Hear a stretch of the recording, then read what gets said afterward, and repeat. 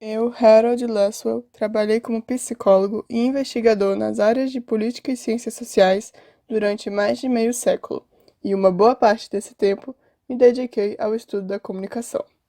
Fui pioneiro teórico da área da comunicação por me preocupar com a análise e descrição do ato comunicacional.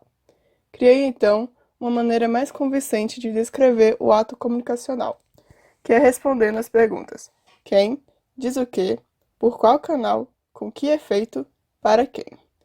O primeiro é quem controla a mensagem. O segundo, quem é a audiência ou receptores. O que é a matéria comunicada, o canal conduz à análise dos meios, o efeito é a reação do público.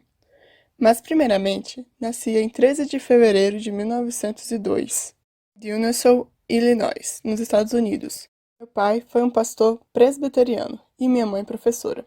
Sempre fui muito inteligente e, ainda na escola, me considerava um gênio. Tanto que, aos 16 anos, ganhei uma bolsa de estudos para a grandiosa Universidade de Chicago, onde me formei em filosofia e economia, e no ano de 1922 passei a ministrar aulas de ciência política. Minhas preocupações nessa época vinham diretamente dos efeitos das propagandas da Primeira Guerra Mundial, onde observei de perto como a influência da comunicação de massa era importante em termos políticos. Voltei então aos meus estudos para as relações entre política, psicologia e comunicação. Eram campos em ascensão em Chicago, marcados pela influência do behaviorismo e sua teoria de ação, onde meu objeto de estudo centrava-se na propaganda política. De fato, não tinha ideia de que meus estudos davam início a uma nova área do conhecimento. Ali era iniciado no século XX o campo da comunicação.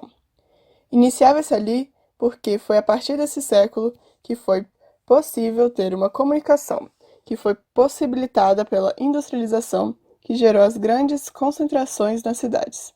No cenário de frequente utilização dos meios de comunicação por governos totalitários em propagandas de guerra e campanhas para elevar o espírito nacionalista, foi o qual lancei minha brilhante teoria, a da agulha hipodérmica, ou a bala mágica, ligada diretamente à forma de dominação social que atrelava-se aos interesses econômicos e políticos, encarnando o ideal de manipulação das massas.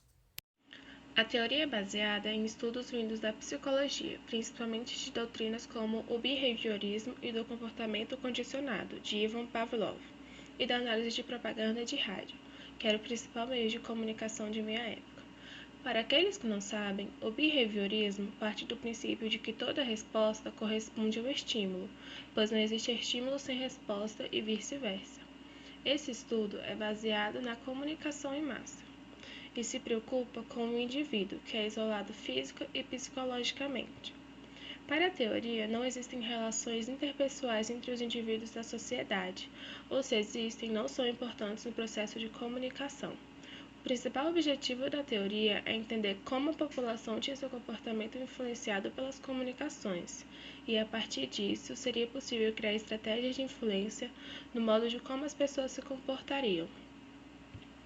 Sendo assim, essa teoria baseia-se no fato de que a sociedade de massa é composta por pessoas isoladas e, consequentemente, manipuláveis, calmas e frágeis quando se fala na manipulação dos meios de comunicação. Portanto, os indivíduos para a teoria eram vistos como os objetos fáceis de se influenciar e estimular. Os meios e os veículos de comunicação eram onipotentes, considerados causas únicas e suficientes dos efeitos verificados.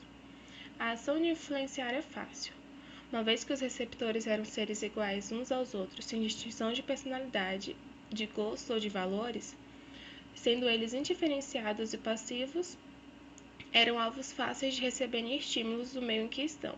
Minha única distinção ao público foi sexo, idade e classe social.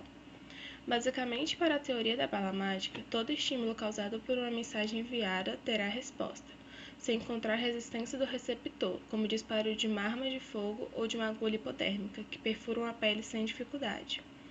Por isso essa teoria é conhecida como a teoria da bala mágica, porque através da mídia era injetada uma agulha cheia de informações no cérebro de quem as recebia, que de forma débil começariam a ter ideias, percepções e opiniões similares, já que o que era apresentado ao público era uma versão de uma verdade absoluta.